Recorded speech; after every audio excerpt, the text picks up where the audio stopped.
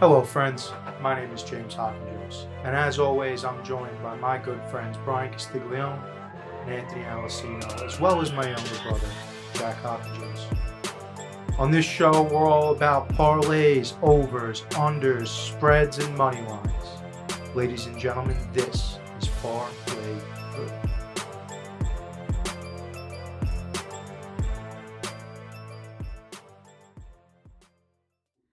What is up, everybody? Welcome back to the Parlay-Vous podcast. Full house, except not everyone's in the house. We got at-home Alessino joining us via the Zoom.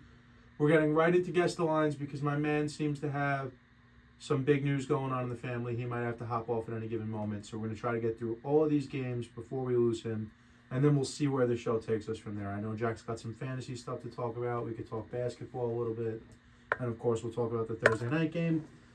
Without further ado, let's get into Thursday Night Football. We have New Orleans Rams traveling to SoFi Stadium. Los Angeles Rams will be hosting them. I have the Rams -6. You see, I didn't get home or away teams here, so I had the Saints -3. That's my fault. I faltered on this one. Oh, just use DraftKings. I have the Rams -5.5.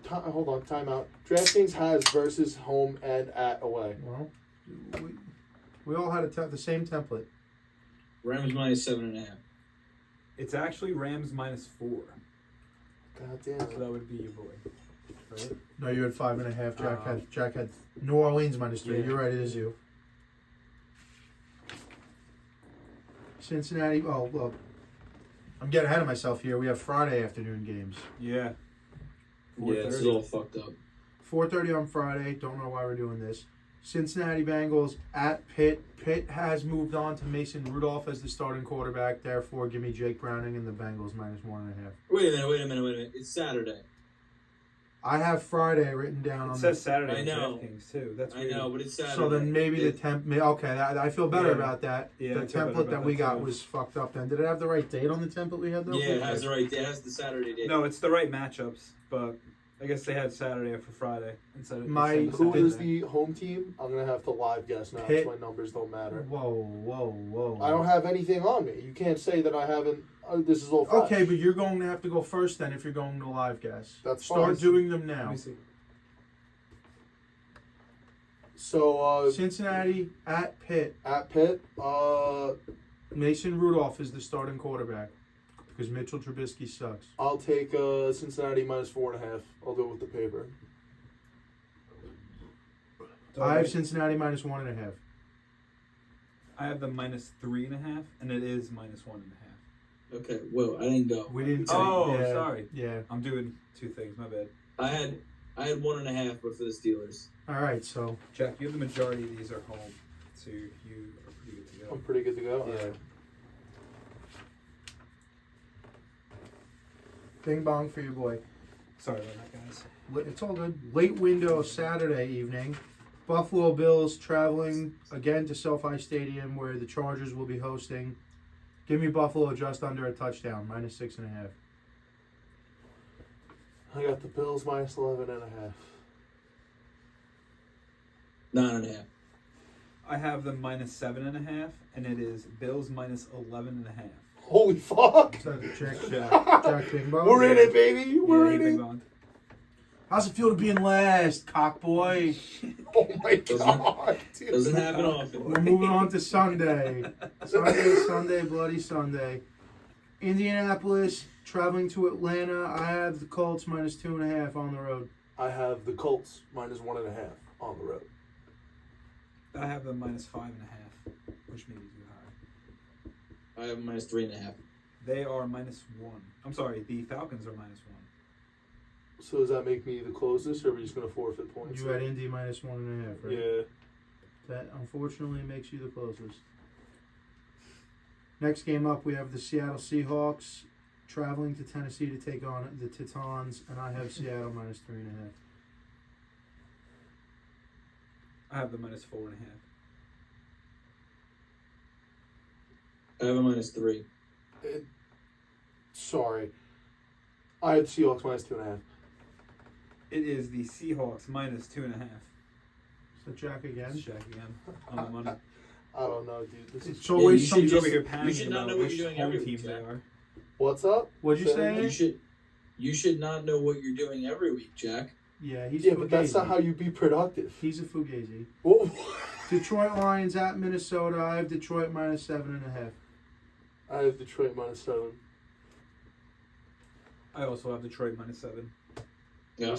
All right. I got Detroit minus 8.5. They're -3.5. Against the Detroit, Vikings divisional game, I Yep. can see it. So Yeah, you shut out today. Is it fair to give no one a point there? Or should I just give both of you a point? we were pretty far. I feel like Final ruling. we were like 4 points away. I feel like. Yeah, but Who I was was the also. closest? They both had -7. It's -3. I think if Nah. it's a tie, I think we should just forfeit the points. Makes more sense. Fine, 4 for the point. Yeah, That's I fine. was fine with that. Seawards, Jets. So Washington I didn't hand Seawards it back to you. coming to Jet Life Stadium. I have the Jets as 3-point favorites in this matchup. Me too. I have the Jets -2. I'm gonna get shut out today. I got Washington minus 1.5. It's the Jets -3. So me and Hawk. Double Bing bing bong. Double bong. bing bong. Up next, we got Green Bay traveling to Carolina. I have Green Bay -5. I have Green Bay -7. Green Bay minus 8.5. Green Bay minus 5.5. It's Green Bay -5. So I'll take that one. Times are tough right now. Up next, we have Cleveland traveling to Houston. I have Houston -2. I scored it as if Stroud will be out of the concussion protocol since it's been like 2 weeks. So you're saying you scored it as if he will play? Yeah, out of the protocol. Yeah, so did Yeah. I, and I had Houston minus 2.5. I did I had not. the Bro- Sorry. Sorry, go ahead. I scored it like, it didn't matter if Stroud was out of the protocol or not. Well, that's But not also- true. I also didn't think about it, so I thought about it as, not getting CJ Stroud or Nico Collins back. I have the Browns -4. I have the Browns minus 2.5. It's the Browns -2. We were there. Put him on the Ballpark. board. He won't get shut out today. Yeah, never know. Up next, we have Jacksonville traveling to Tampa Bay. And I have Jacksonville -3.5.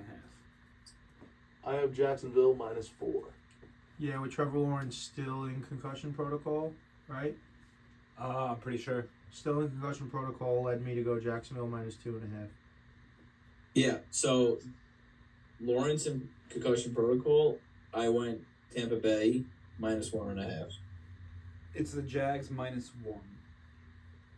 Was anyone lower than 2.5? I was No. not. Up next, we got Dallas traveling to Miami. Just skip Arizona. Wait. Arizona. Oh, sorry, guys. Next up, we actually have Arizona traveling to Chicago. I have Arizona -3. I have the Bears -3. I have the Bears minus 2. Or the Bears minus 3.5. It is the Bears -4. So now we actually have Dallas traveling to Miami. I have Miami -3. I took Miami at 3.5 point. Command C for Bryan. I also have Miami minus 3. This is going to be a pick'em. This is going to be the game that ends up as a pick'em. I'm gonna go home team -1.5. No, -2. This is the only game I couldn't figure out. Which one are you going with? -2.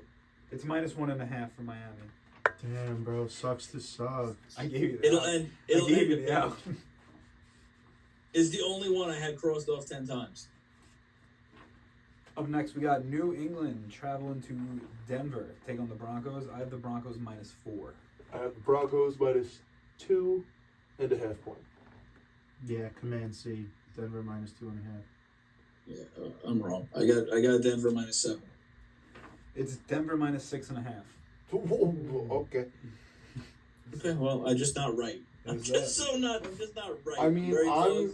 I'm taking the Patriots to cover again. No, dude, they'll We got- never cover again. We got 3 Monday Christmas Day games. As we all know, this is the first year the NFL is fucking taking Christmas away from the NBA. Yep. With 3 Monday Christmas Day games, Alessino, you have 4. The rest of us are tied at 5. All right, Wow. here we go. We're really just I'm gonna edging take- it out I'm gonna over take it here, home. huh? 3 games on Christmas. First up is going to be the Raiders traveling to Kansas City to take on the Chiefs. I have the Chiefs minus 5.5. The Chiefs minus 6. I have the Chiefs at 6.5. I have them at 7.5. I wanted to say 9, but I'll go 7.5. It's going to be Chiefs minus 10. God, what the fuck? So who was that, you? No, that'll be him. That's tie game, dude. So she wrote, baby. Next up, we got a riveting matchup here. We got the Giants traveling on over the Turnpike to Philadelphia to take on the Eagles. I have the Eagles minus 9.5. Too high, I feel. I feel like that's too high. Not high enough, dude. You're silly. I think you guys are silly. I went with minus 7 for the Eagles. The Birds minus 11. It's silly. I got 12.5. It's the Eagles minus 11.5. What the fuck? No. Too high. It was just slightly too low. It was just 3 slightly games in a too row they low. lost. 3 games in a row. We're giving them The Giants almost 2 suck. touchdowns. That doesn't fucking matter. The We're giving Giants 2 touchdowns to a team suck. that lost 3 games in a row. No. It feels like a serious bounce back. I feel like I'm about to steal money from the book this weekend. That's what I feel like. I think this is ridiculous. Watch me cook. We got a 3-way tie, it looks like. And JT has got the lead. That's you. Yep. All right, so Hawks got the lead. We got a 3-way tie between us 3. Last game. Big, Wait, are we big 1 point away or situation here. 2? What's One. Are we 1 point away from Jimmy or 2? You're 1 point to tie. A Bing Bong seals a win. Okay. Last game on the slate. Baltimore is traveling to San Francisco. Take on the 49ers. I have the Niners minus 3.5. I have the Niners minus 2. You want to go first, Jim, or second? Niners minus 3.5. I have Niners minus 4.5. It's the Niners minus 5. We just ties that up. So it looks like we have an over-under tiebreaker. You want to choose the game? No, No? I don't want to choose the game. For their over-under? Jack's like, if I didn't I'll choose win, the I game. won't participate. I feel like no. I'm just gonna show out in the locks and in the handicap, and I'm gonna win, dude. So does that mean you're just out for the rest of today's show? Because the I was going to say, I'm confused. Yeah. locks and handicap are going on Thursday. Yeah, that's okay, dude. I'm gonna go in the lab and I'm gonna craft an immaculate potion called winning, and it's gonna be incredible, dude. It's sensational. It's gonna have you on the edge of your seat.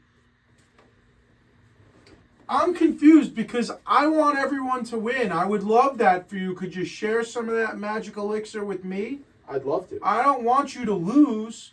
Oh, by the way, P.S. We jumped right into it. New worst all-time week in my gambling career this past week. New In handicapping? all-time low. In handicapping or No, losing? in real-life gambling.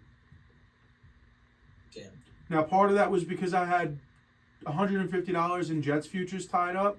That usually those futures don't settle until there's an actual champion determined. But I guess the minute the Jets got eliminated, they were just like, sorry, sucker, your ticket's going through. It's better that way. Yeah, it is. All right, I got the game, if y'all are ready. I'm prepared. I mean, I'm as ready as I'm going to be. All right. Over-under in the Carolina Panthers versus the Green Bay Packers. Nice. I like that one. I figured I'd pick a weird matchup. I was going to take Bears-Arizona, but... I mean, it's these things, these over-unders are gut feelings. I'm just going with it. I'm ready. I'm also ready gonna when you guess are. for fun. All right. We'll take your guess first. 38. All right, Hawk. He's got 43.5. What do Oh you my got? God, I had 44.5. The over-under in the Packers-Panthers game is 36.5. Oh, my shit. God. Good job, Jim. That I don't feel good about that Catches win, out the though. W. Hey, but at least we were thinking over. Yeah, I mean, 34 is crazy. That's I insane. mean, I'm thinking over, right? yeah. So Yeah. it's funny because I was gonna take the Bears versus Arizona because I thought that was a weird matchup. That one was actually 44.5.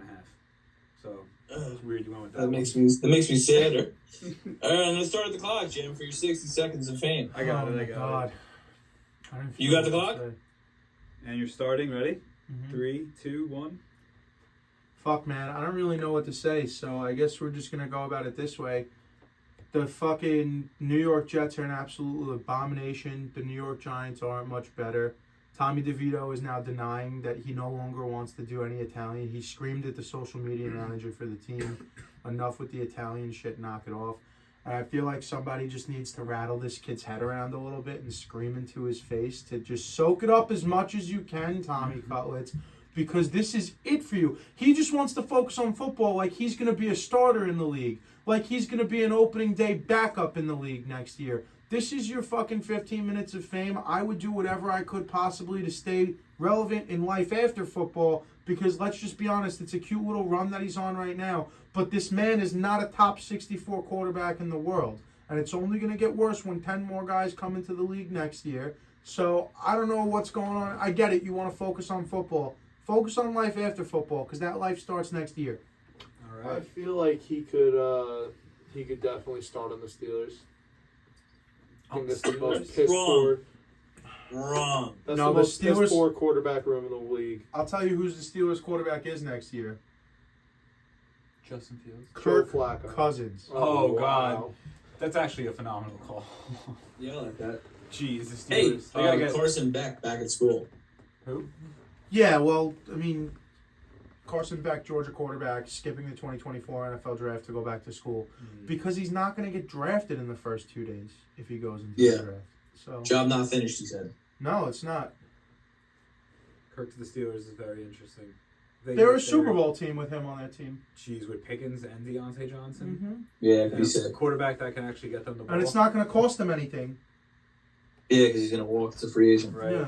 And he's coming off an injury, so they're probably going to hit him that way. Since I fucked up this show here, how would you like to continue? Do you want to talk about the Giants? Do you want to talk about the Jets? I mean, here's what I'll say about the Jets. The longer this thing goes on, the more and more I'm rooting for Zach Wilson. And I'm gradually accepting the fact, even though last week's winner's circle was about it would be the biggest mistake they can make to move on from him at the end of the season. I'm gradually accepting the fact that Zach will probably be gone next season. And the same way I never stopped rooting for Sam, I'm rooting for this kid too. He was getting ripped in the media and on Twitter for leaving the game without any real apparent injury.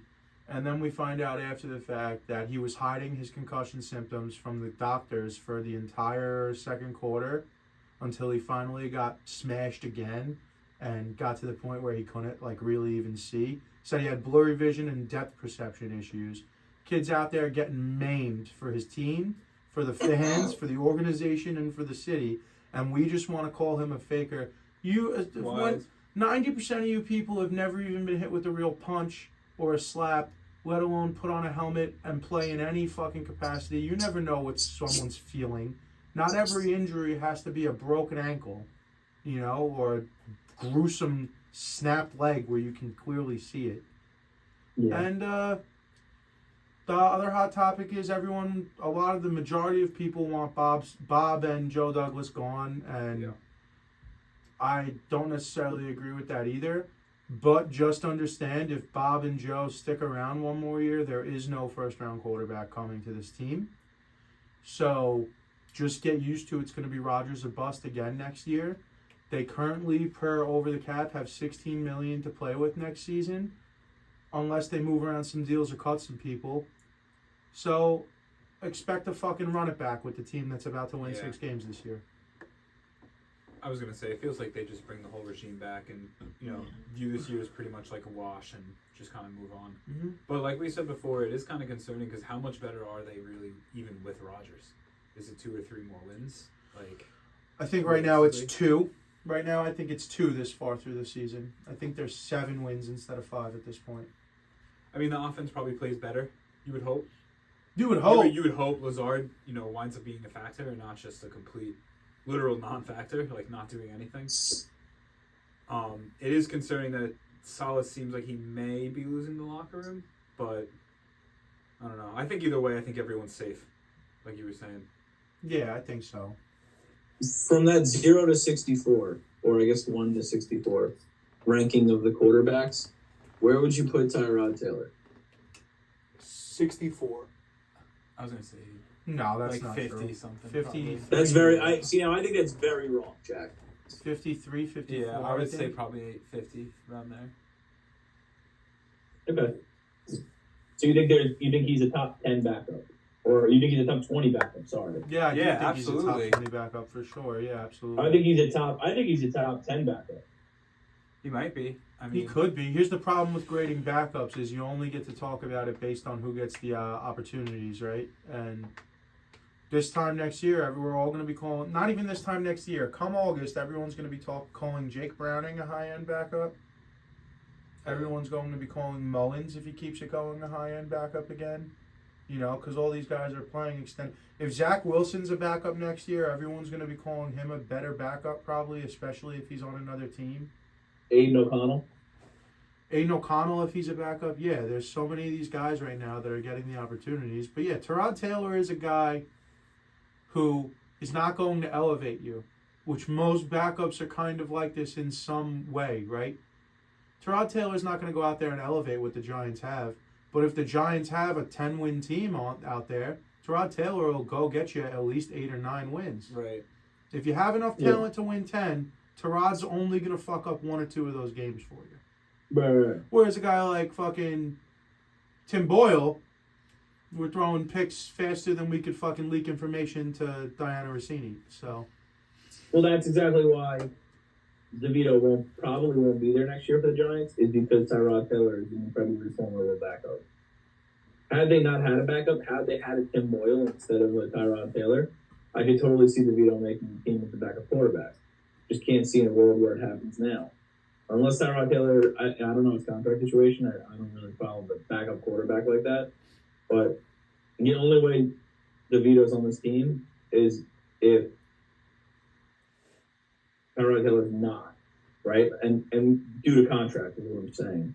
And the only reason why Brian Dable gets to keep his job, or we're not even talking about him losing his job anymore, is because of that. It is because of DeVito. Got it. Can you hear me now? yeah, a little better. So it's weird. It's a weird catch-22 because without him, Dable is on the hot seat. Can we all agree that if they don't win those 3 games, and that they're right now the Giants are picking number 1, he's on the hot seat?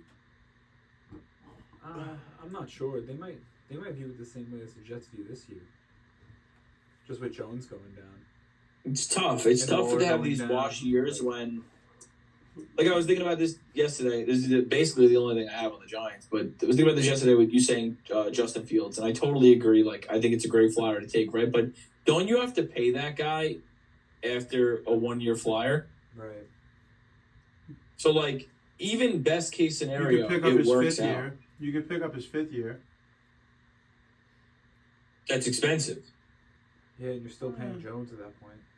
You know what I mean? Like, even like best case scenario, now you're paying for 2 top tier quarterbacks, and you don't really have one.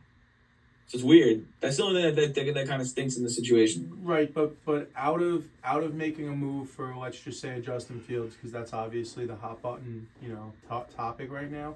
Out of making a move where you send like a 5th or a 4th round pick or something in that ballpark for Justin Fields, yeah, you have to pay him within 1 or 2 years if you don't, 5th year option, franchise tag, whatever it may be.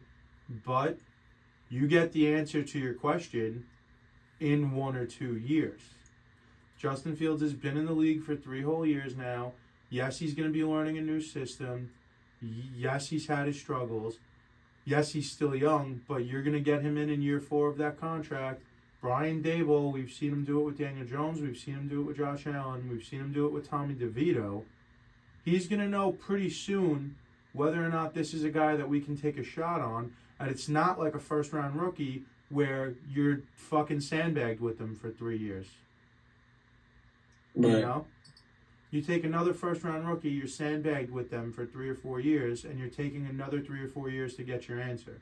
You're going to get a fast answer out of trading for Justin Fields. There's no more 3 years to develop. You know what I'm saying? The problem is the Giants don't do things like that. They won't make like a big splash move, I feel like, in the offseason and just sign Fields. They're going to be like, we gave Jones the money, so we'll just roll with him. Right, and I do think that is likely what happens here, because it just seems very Mara and Tish-like, and there is all the money committed to Jones already, even though you can get out of it within a year from now. But to me, even I said it the same way I said the Giants should consider making a move for Fields. I said it the same. If the Jets aren't going to bring back Zach Wilson, then try to make a move for fucking Fields. Yeah. Maybe it's Zach and a 5th to the Bears for fucking Fields and a 7th or something. Or maybe they don't want Zach and you just send the 4th-round draft pick and move Zach elsewhere. But regardless, I think it's an interesting move as a high-end, like, you know, situation where you have a guy that's probably going to be your starter, but if it doesn't work out, I'll take a swing on what Justin Fields showed me just on Sunday alone. That touchdown to Cole Kmet is when I started screaming at you. Here's a not Jet Giant scenario, and I found it interesting. I was thinking about this. I came up with this myself, so I didn't find this information from anywhere. So it could be so far-fetched you guys think it's the dumbest thing you ever heard. But so Brandon Staley gets fired, right? And they're over the cap majorly, and they're talking about all the people that they probably have to lose or basically decommit to at this point. Khalil Mack, Eckler's got to walk, blah, blah, blah, blah, blah, the whole nine. It looks like they're about to lose. Yeah, it looks like they're about to lose every viable, possible Pro Bowler in this organization, right? Hear me out. Would you field calls if you were the Chargers for Herbert? Damn, that would be insane. So I saw somebody propose this on Twitter. They called it like the very, very much similar to the Goff-Stafford trade of a couple of years ago. Daniel Jones, a 2024 1, a 2024 3, and a 2025 1 for Justin Herbert. No. Jesus Christ. No? I wouldn't do it, no. Well, that was the offer I saw fielded on Twitter. I'm talking about the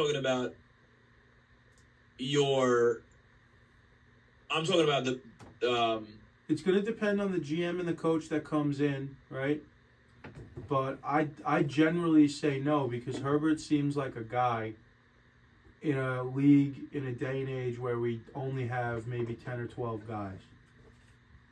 Yeah. Okay, because we talked about the record, and I know the record's based off the whole team, but they have apparently put talented guys around there. So what happens if the Bears call and say, we'll give you Fields and picks for Herbert, but the Bears are able to keep one of those 2 picks and then instantly match him with Marvin Harrison or the top lineman in the league and go DJ Moore, let's just say, for example, DJ Moore, Marvin Harrison, Justin Herbert.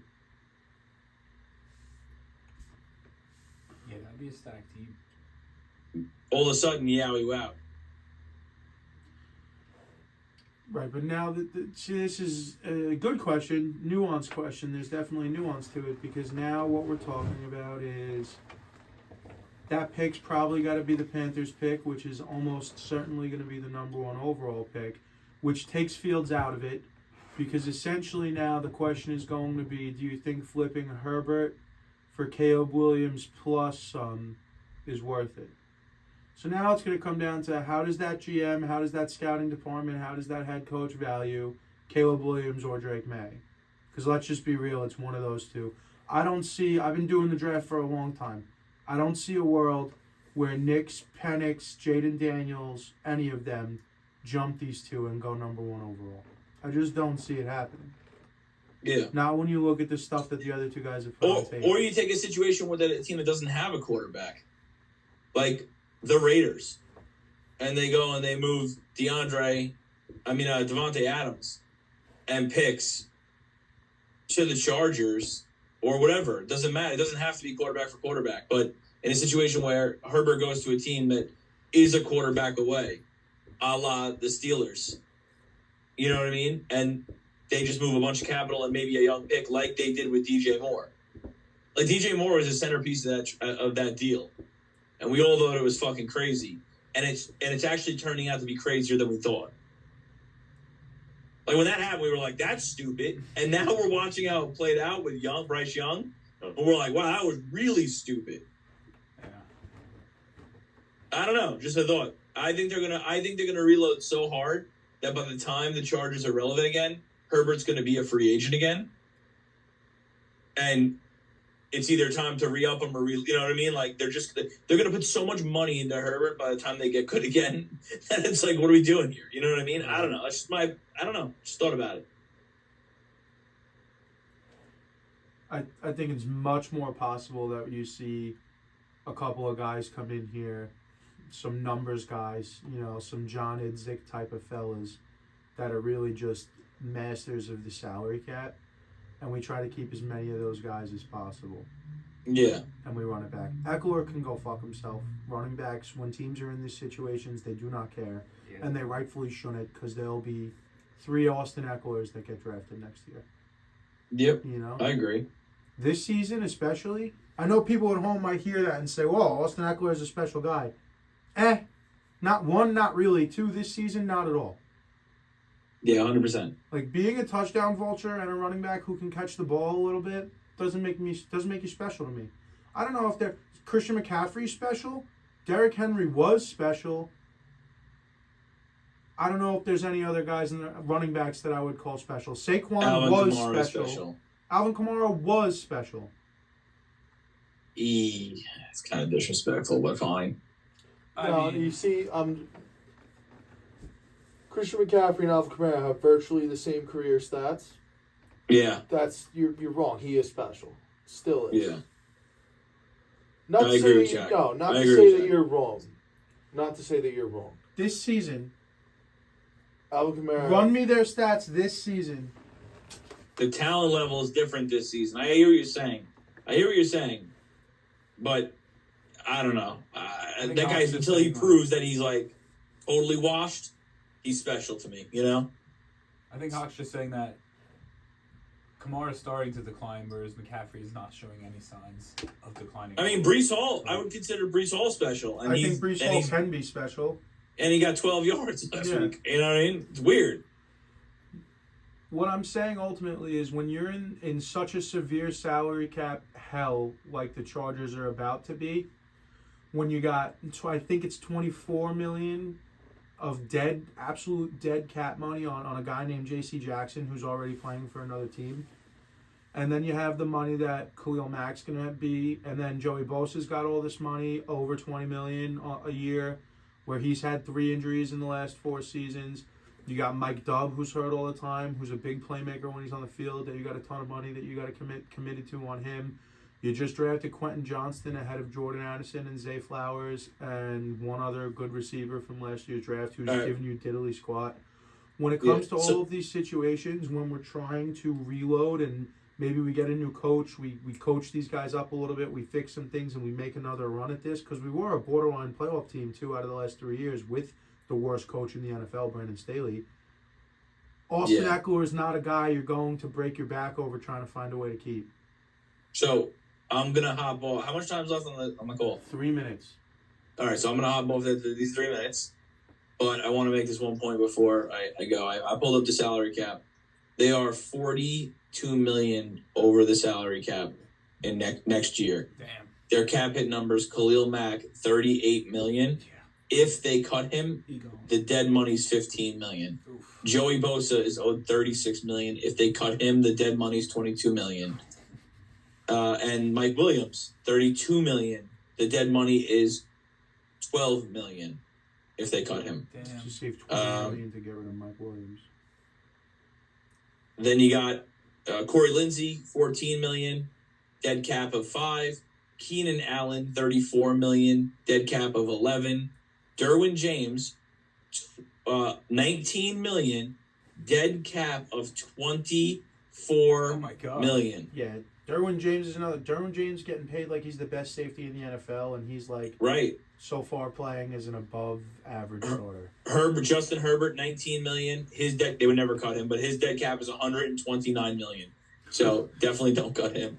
And J.C. Jackson next year, dead cap number of $21 million. And he's not even on the team. 21.4? I didn't just make that 4 up. Is it 21? Who? J.C. Jackson, is it 21.4 million? It's $20.8 million. This is next year, Oh. $20.8 million. All right, so I was wrong. I made the. And Dustin Hopkins, $800,000.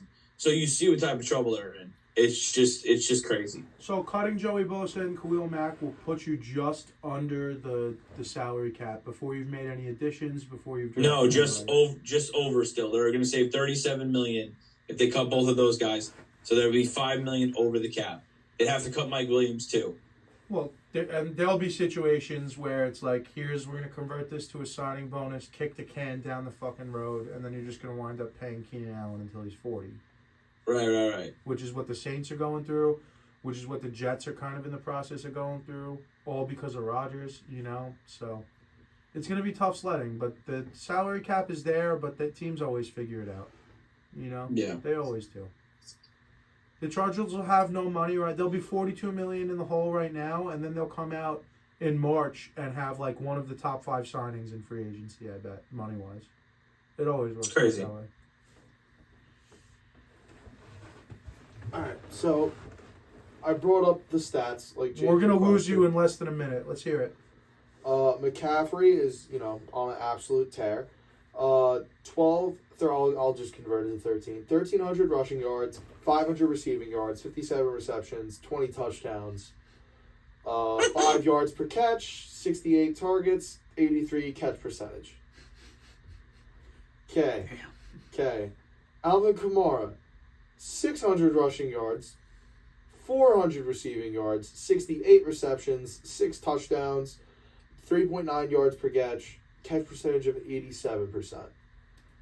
So he has 800 more scrimmage yards and 14 more touchdowns than Alvin Kamara. Alvin this Kamara season. didn't play 4 games this season. Obviously, those numbers don't equate exactly. However, it would be given that they're very similar, given those extra 4 games. I don't know. The 20 touchdowns, I don't think that makes a difference in 4 Hold games, but on. You think Alvin Kamara is generating 200 scrimmage yards per game? No, I said that You just doesn't said equate. Right. Yeah. I'm like, that's I 200. did not say. That's 200 yards a game, and that would require him to score. I would say there's a game he has that equates to almost 200 scrimmage yards. in roughly there. 4 touchdowns a game, 3.5 touchdowns a Yeah, game. no, that's not Yeah, going to happen. No way. I'd give him, instead of 20, what does he have, 6? I'd say 10. I'd say he has 10 touchdowns. I'd say he has more receiving yards. I'd say he's somewhere around, he was already at 600. I'd say he's somewhere at 800 and 600 right now. And he's having the second best season as a running back. That's not in the touchdown category. That's what I would say. Right now. I didn't even think about that. McCaffrey, Mostert. Yeah, well, those two obviously. Uh, But after that, it's like, who is it really? ETN, Rashad White. Oh, it's actually, let me see this real quick. James Cook is actually in front of Mostert for by yards. 2 yards. Yeah. And then Kyron Williams, didn't expect DeAndre Swift to be this high, but he's there. Derrick Henry, David Montgomery. Tony Pollard doesn't feel like he's top 10 in rushing yards, but he is. It's the state of the league we live in. He just doesn't feel like it. Rashad White feels like he should be higher. Yeah. Lamar Jackson is higher than most running backs here. Higher than James Conner. He got hurt, though. Hubbard.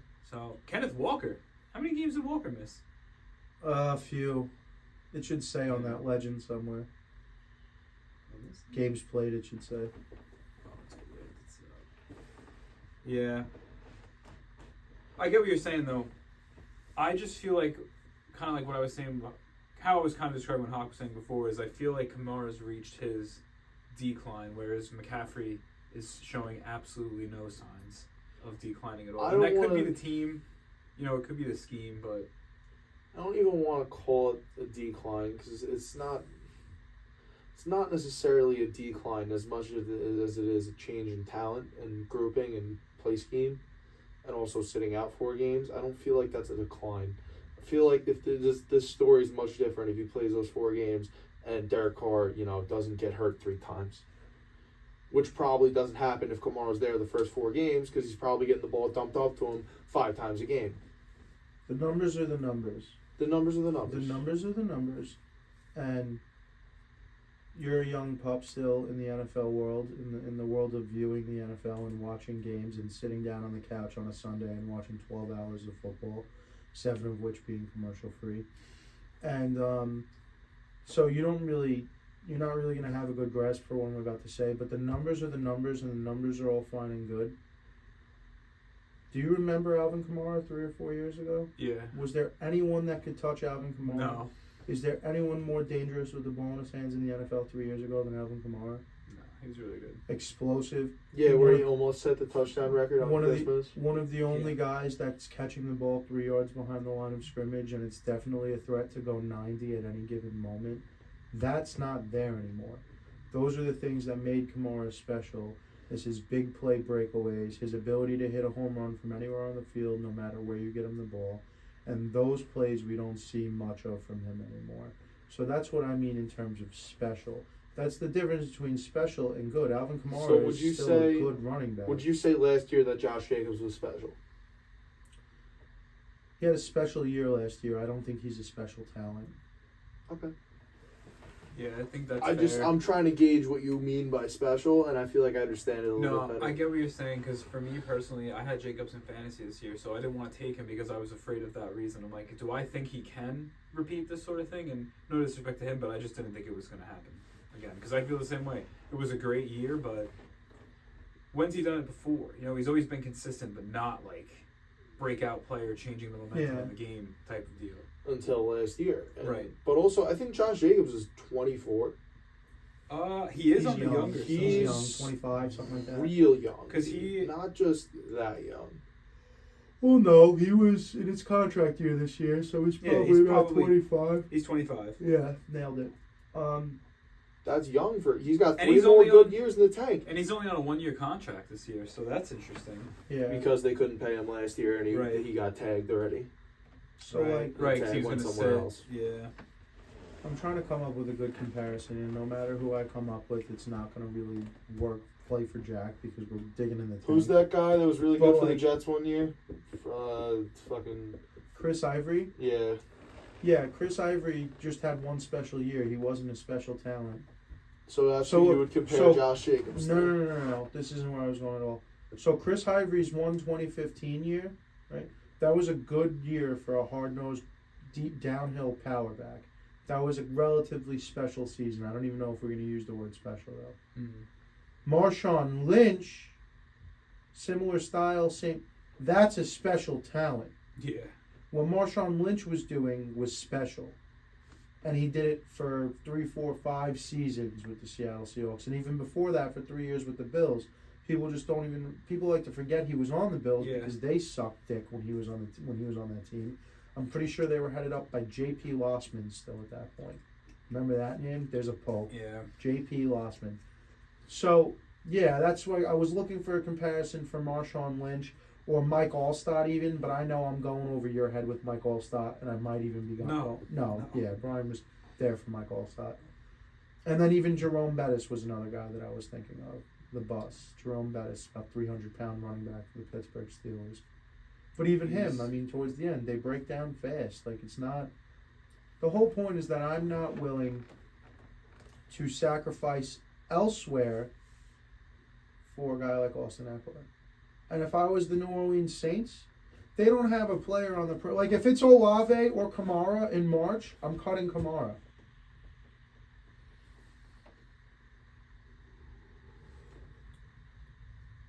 Yeah, I get what you're saying. I would try not to cut either of them, but Olave's the younger talent, and I get it. You know what's an interesting hypothetical to me, even though this doesn't really happen in the NFL? Besides one guy. Who do you think I'm talking about? Give us some... I have things no to idea, describe yeah. him. Give me something more than that. Yeah. What are we doing? Alessino's done. Yeah. I'm Oh, I totally forgot. Yeah, we're all what do we assholes. say to converting Kamara to the Joker position? Instead of Taysom Hill, you're saying? Yeah. I don't know. No, because No, not quarterback, obviously, but the Joker I get position it, like in a general. gadget position. Yeah, like I feel like that's a role he can excel in. the whole Maybe reason. not now, but it went down the. You good? Yeah. Down the line, I feel Kamara could definitely excel in a lines up in the slot, which he already does. Can line up wide outside, which he already does, at a lesser clip and at a lesser workload. All right. I was just making sure this mic was like working because I can't hear myself in my head. Copy that, no Yeah. problem. Can you hear me? yeah, I get it. All right, cool. So, I mean, in terms of like the Joker position, like as the Saints define it and run it with Taysom Hill, It's got to be a new regime and there's got to be a new spot. the reason would be, it would be no, because the reason Taysom Hill does that is because of the throwing element of it. But that's a good thing that you bring up and a good question that you bring up. Are you comparing him to like a Cordero Patterson kind of a guy? Exactly. Right.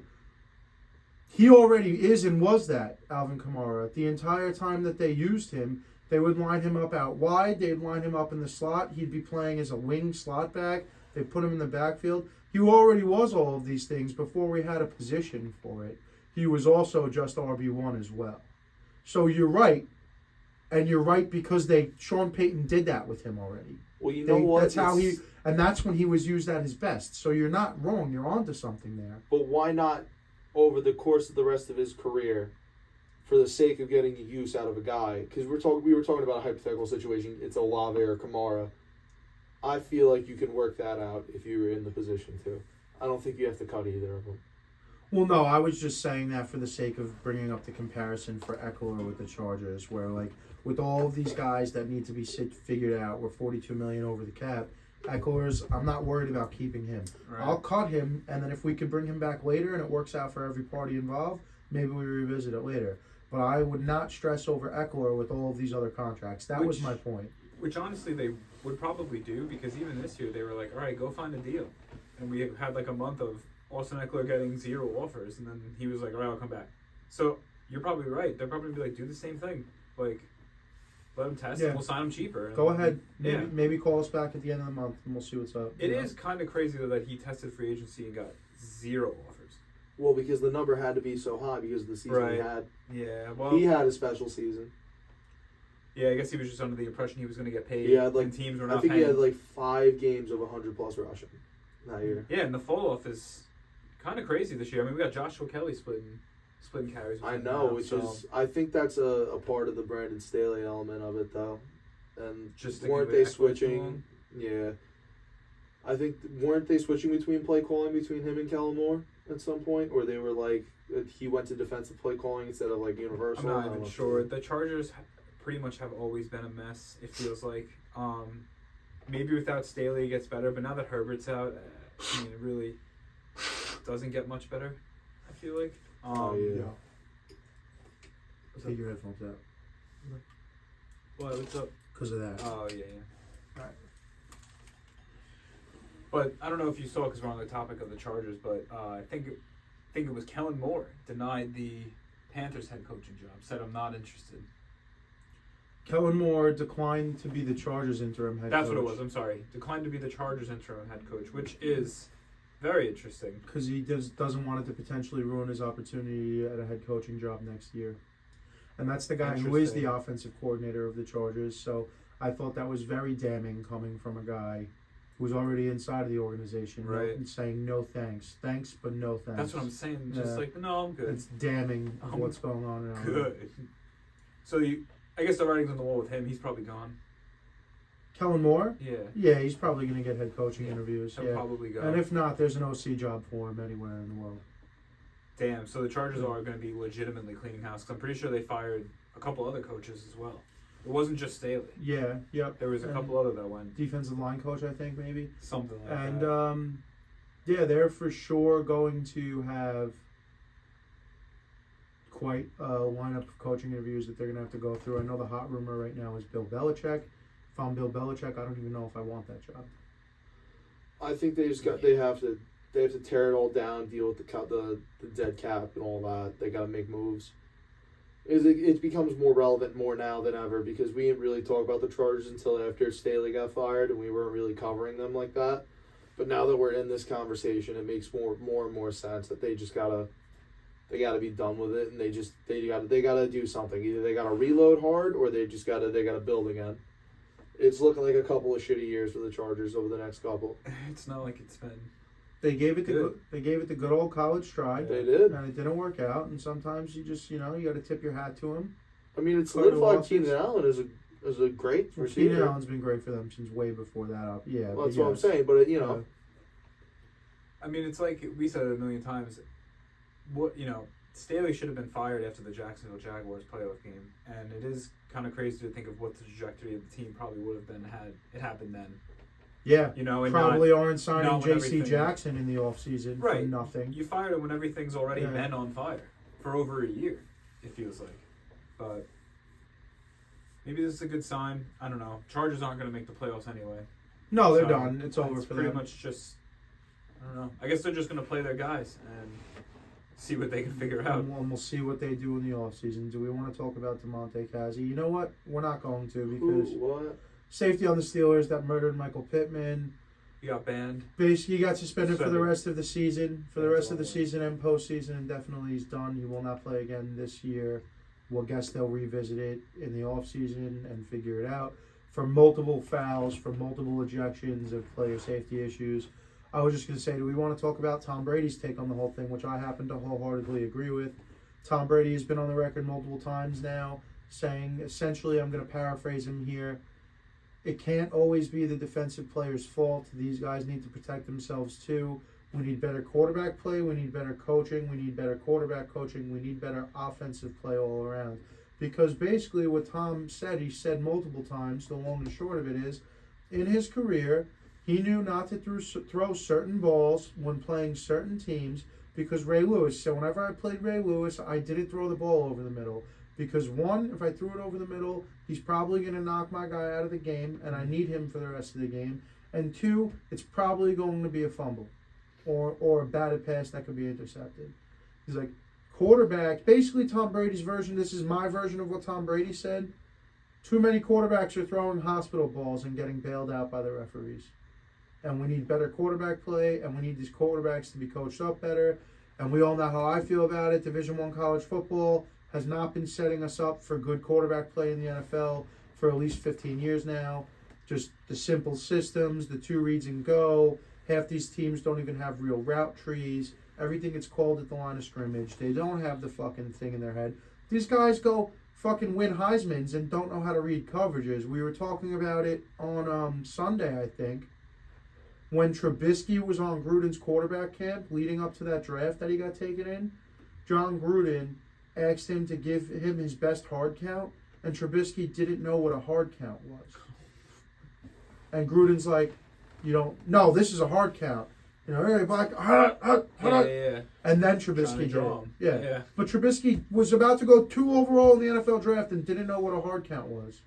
So I'm with Tom on this one. Look, I'm all about player safety, and Cassie launched the kind of hit on Michael Pittman that is the worst kind in my opinion. When you're leading with the crown of your fucking skull, your hands are down, you're launching your body straight up Brandon Merriweather style like a torpedo, and you're turning you're changing yourself from a player to a projectile weapon, and you're aiming for the head. Which, look, to a degree in football, I'm not trying to take the guy down lightly. I'm not going to say I never hit anybody in my young career as a little young kid, not intending to hurt. Sometimes you hit people intending. I'm not trying to paralyze anyone, but I might be trying to bruise a rib or fucking separate a shoulder, knock the wind out of you. There is some intent to hurt, because if you can get talented players off of the field, you're hurting your opponent's chance of winning. So I'm not, but Mike Pittman never gets blasted if the ball doesn't get hung out to dry like that. Well, I think the big reason of it being such a big deal also was Pittman already had the ball. If he hits the ground, you touch him, he's down. There was really no reason to come trying across. to break the ball, trying to knock the ball loose. Yeah, but you knew it was going to be a foul.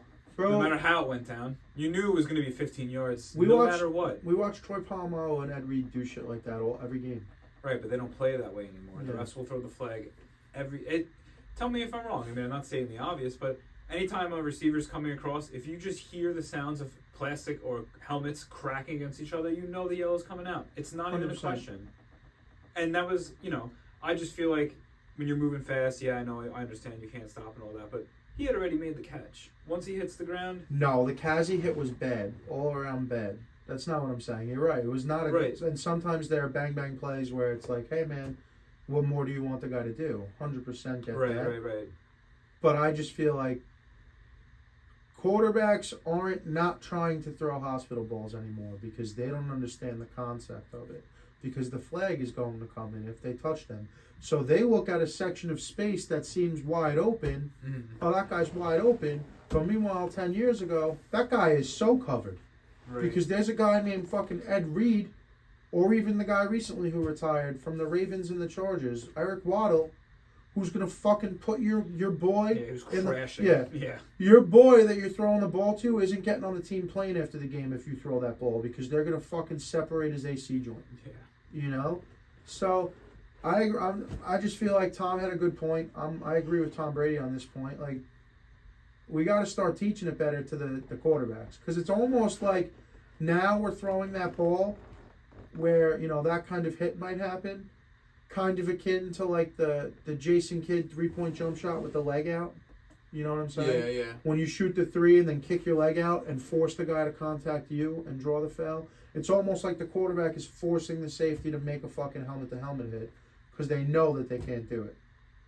And it's not that if we want to see football as we know it for longer than the next 10 years, quarterbacks need to start not throwing those balls. That's my take on it. Yeah. It is my understanding that the young man over here has a little bit of a fantasy football thing for the playoffs to go over with us. Let's go. Yeah, so we got a difficult week in fantasy this week. It's actually it's making a lot of change in how certain games are going to go. 1 seeds are going to get dropped off. 1 seeds are going to be out of 3 players, 2 players, and it's going to be a wild championship this year in most leagues. Because Jamar Chase confirmed out 1 week at least with an AC joint sprain. Yep. Another thing, Keenan Allen still working on a heel injury. So Keenan Allen going down here.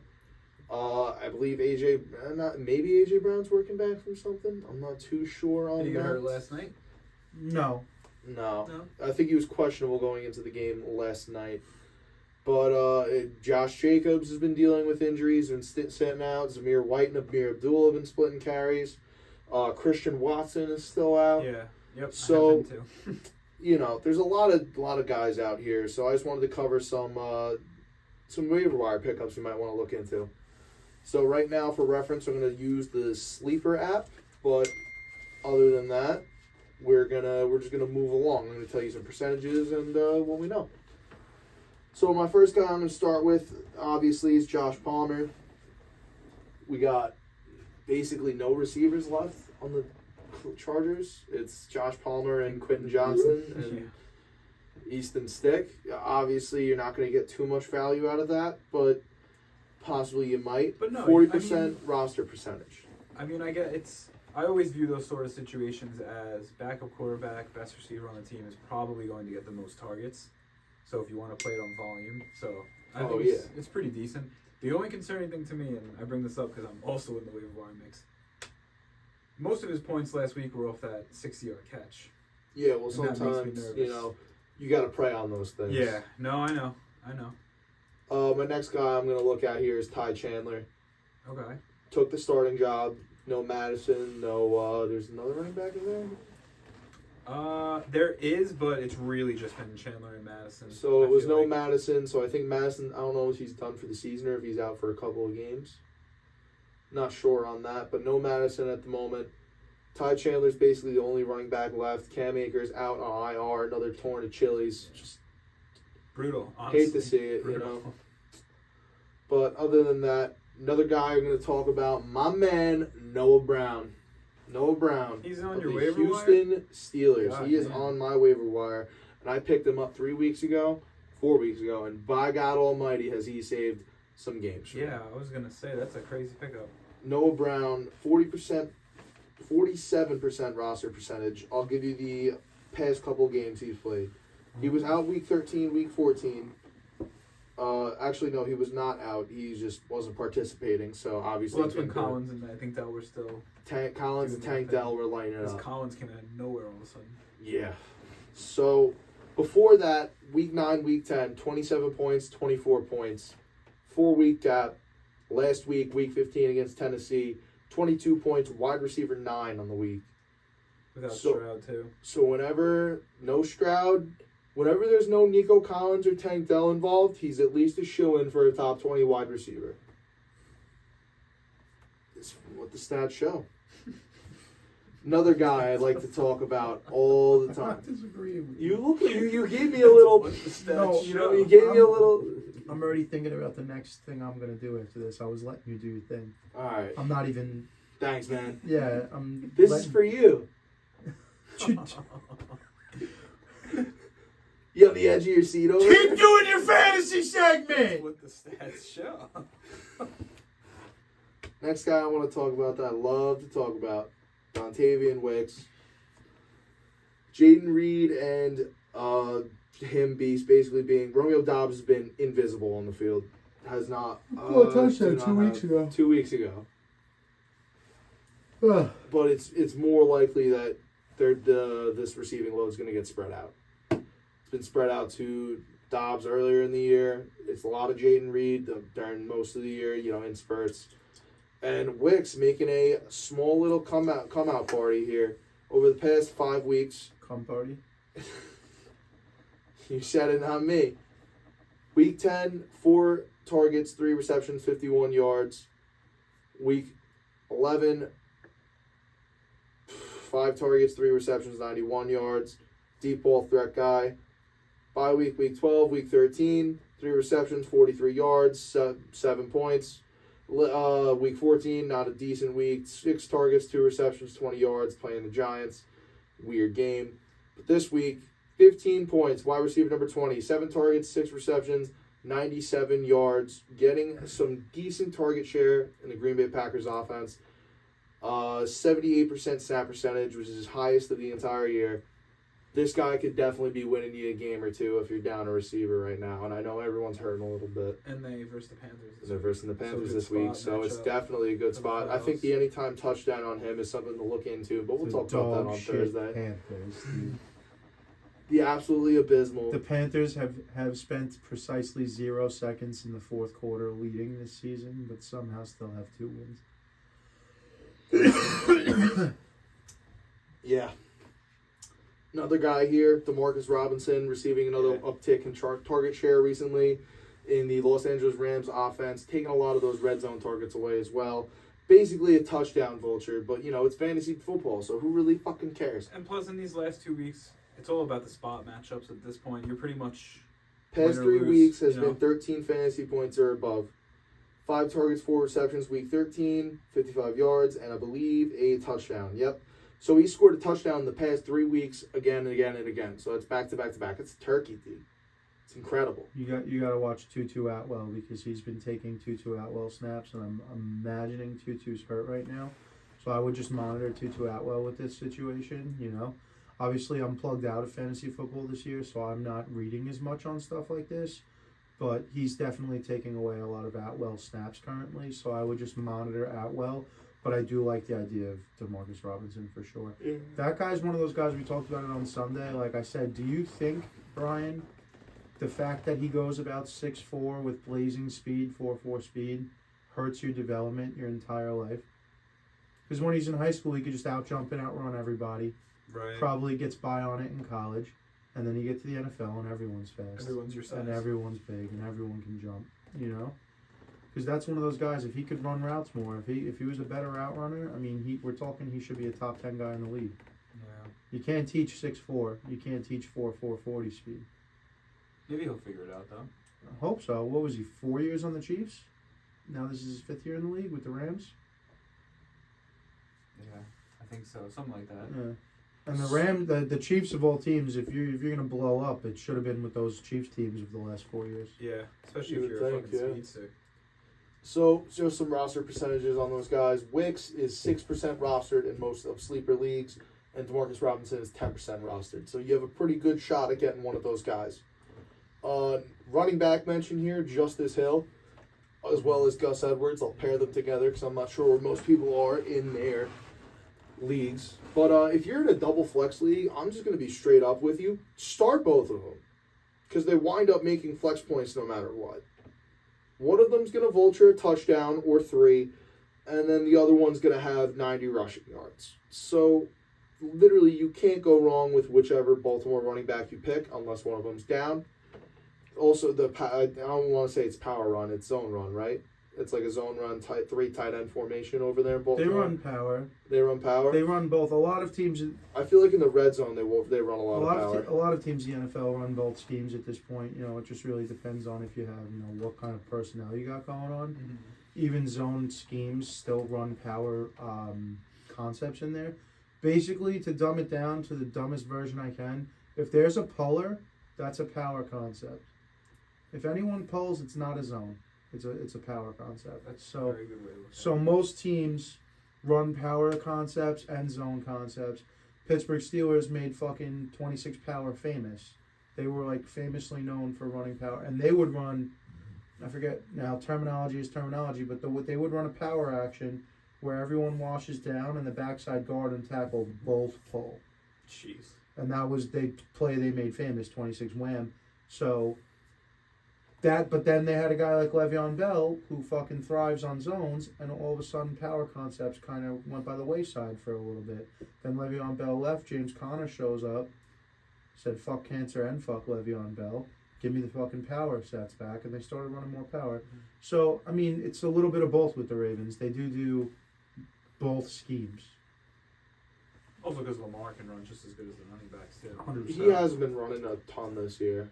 I mean, he's been up there in rushing yards, but like in terms of like red zone running, not really up there. And your upside, especially on those Ravens running backs, is going to be the vulturing. Because he's probably sick of getting hurt. Yeah. Yeah, I would be too if I honestly. was, that good. Last couple of guys I got here that you're going to want to look into. Curtis Samuel, 48% roster percentage with the abysmal shit show from Sam Howell.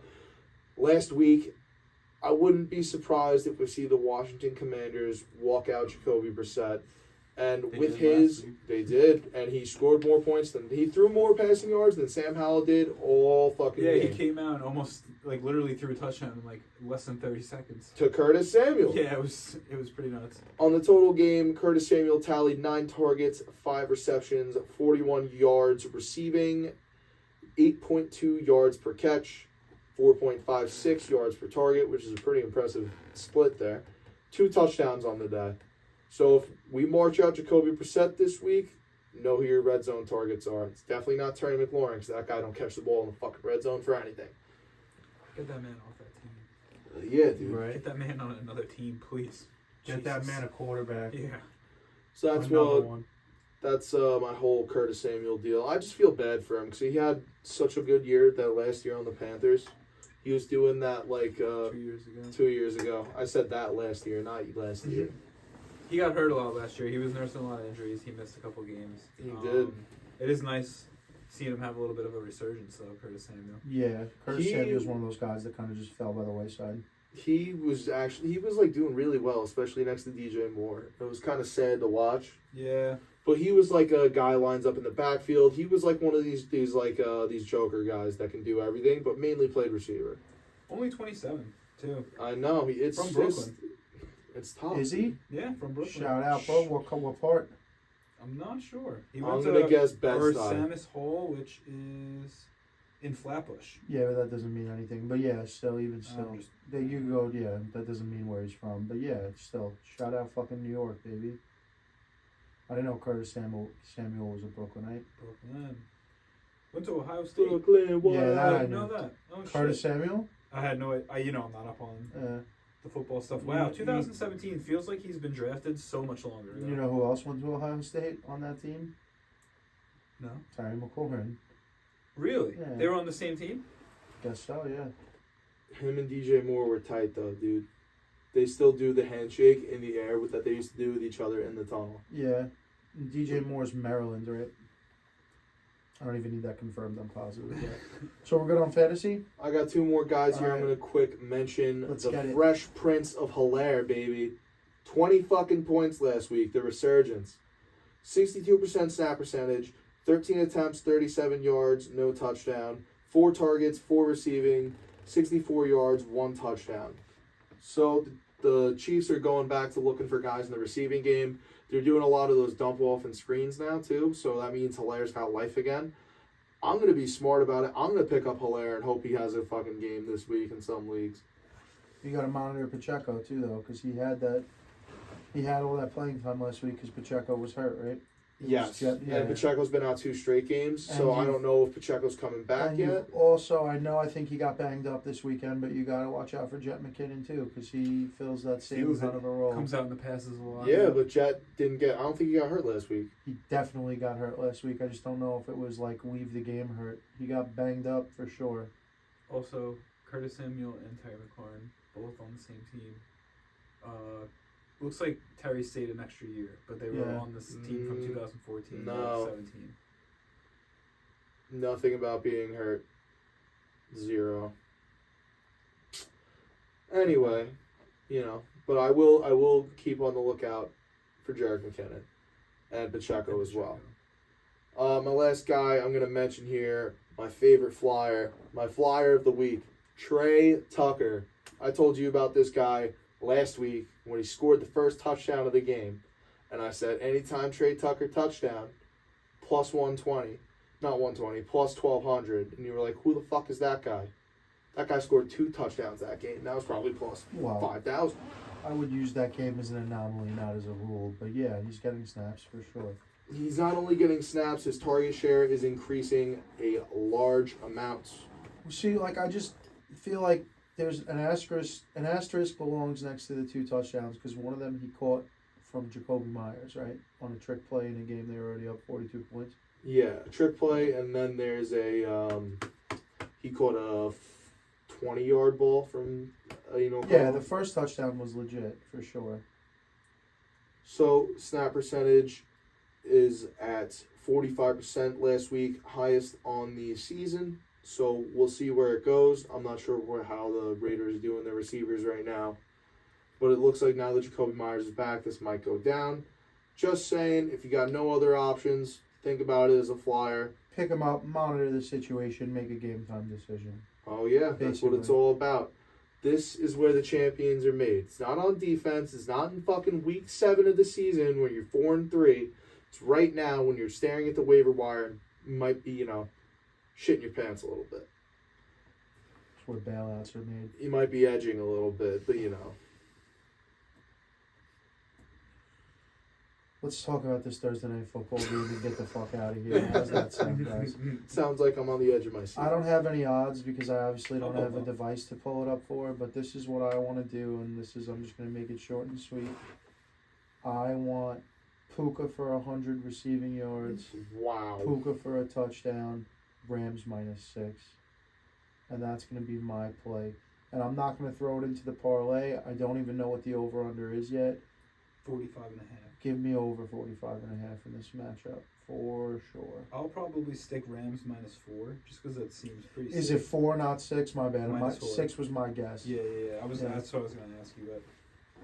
-4. Nakua for any time is plus 135. I want it parlayed. With what? The anytime touchdown, 100 receiving yards, and Rams -4. That parlay, the odds are plus 1,200. I'm Yeah. not going to lie, I think I'm putting it in. You just looked at me 30 seconds ago like I had 3 heads when I said it. I thought it was a wild, hot take, and you know what? Lattimore is going to be all over Cooper Kupp. Yeah. The Stafford is pretty much, it's going to 2 guys, or it's a check down, or it's a sack. It's going to Cooper Kupp, it's going to Puka Nacua, he's checking it down, or he's getting sacked. That's how this offense has gone all year. So, Puka can get you, he only needs 2 catches to get you to 100. Yeah. Olave plus 210 anytime. I don't hate Olave as an anytime Plus touchdown 210. scorer. That's going to be my Thursday night parlay. You heard it here first. It's plus 1,200. It's Nuka for 100, Nuka for a touchdown, Rams -4. Going for a nuke-tacular day over Yeah. here. Nuketown, baby. Shout out COD Johnson. 4. Plus 450. Black Ops, but you know, we're not going to review that one. Hold on. What? I said Call of Duty Black Ops, you were wrong. Nuketown. Originally debuted in what game? Call of Duty 4. No. No? Black Ops. Was it in Black Yeah. Ops? Alright. Sorry to vibe check you, dude. It's my bad. Whatever. thought it was Juwan tomorrow, Johnson plus plus he- 450. Got a lot of targets last week. So Jawan Johnson does get a lot of targets. I just that don't guy know. He doesn't pisses really catch me off, dude. touchdowns, but That's the kind of guy that I'll bet on, and then he'll just fucking get a disappear. hangnail. Yeah, he'll fall in the end zone, wide open, and the ball won't go to him. It's interesting to look at, though. I just can't do it myself. No, the crazy fucking anytime touchdown parlay in that game is Juwan Johnson with Puka together. And that's probably plus 15. Yeah, he's only got one touchdown in the year, so it doesn't make. He's been hurt. No, because Majority of the it's year. also Taysom Hill, the touchdown vulture, Alvin Kamara, Sorry, the he's got touchdown two vulture. touchdowns on the year. The area of the field where Jawan Johnson is going to catch touchdowns Isn't even getting looked. is at. getting eaten up by Taysom Hill and Alvin Kamara. That is true. But it's You also know- going to get eaten up by Juwan Johnson. You know what team Jawan Johnson would murder on? I don't The know. Ravens The Los Angeles Chargers. instead of Think- Gerald Everett. Think about Gerald Everett, Donald Parham, and the other guy. All three of them could all play, and they could all catch a touchdown in the same game. They love deploying, especially because Everett's kind of a skinny tight end. Right. They'll deploy 2 or 3 tight ends inside the 10-yard line, and Jawan Johnson would just be another matchup nightmare. That's another thing with the Yeah. Chargers. I don't want to beat it like a horse because we're not talking about them anymore. Every receiver on the team is 6'3" plus. Yeah. Every Yeah. single one of them. Even the tight Johnston's ends. Johnston's 6'4", Keenan Allen 6'3", Mike Dubbs 6'4". All the tight ends are 6'5" plus. It's a basketball team out there. Even your quarterback 6'5". 6'6". 6'6". Okay. Yeah. Yeah, dude, why didn't we just fucking... Never mind.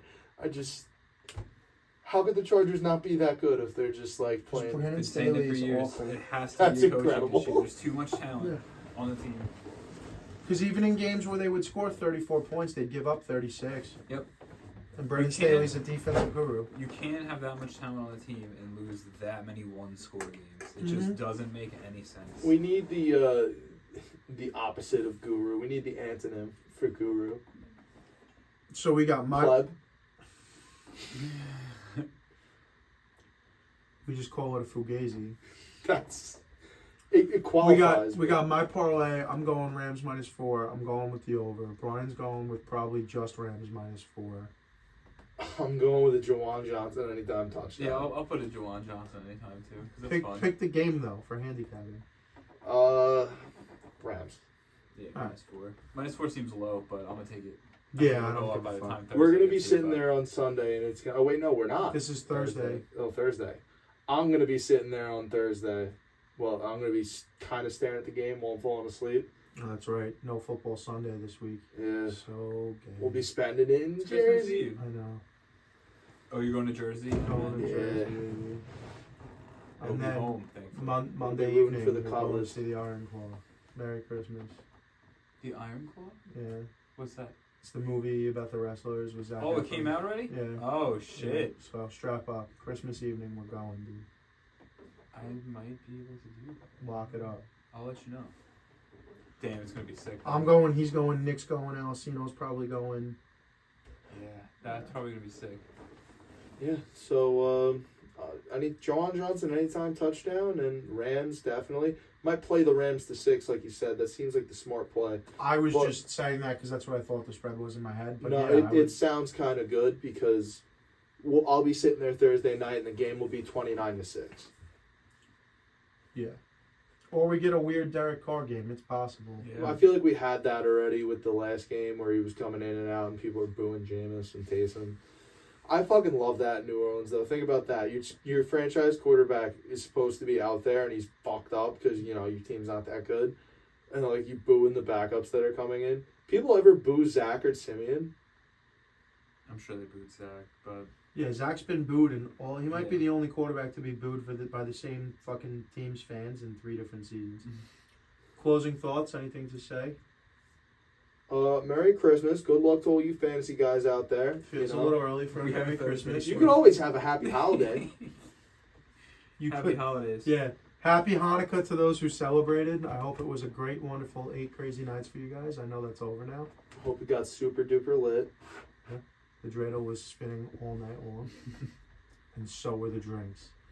We're brought to you by House of Havoc Podcast, like Tiger Pack Productions, not Tiger Pack Productions, Oh my god. Stay Thirsty Company, Justin's Shop Shop at West Hampton Beach, and Dino Skate Park. Peace out. Stay tuned. And cuck on the edge.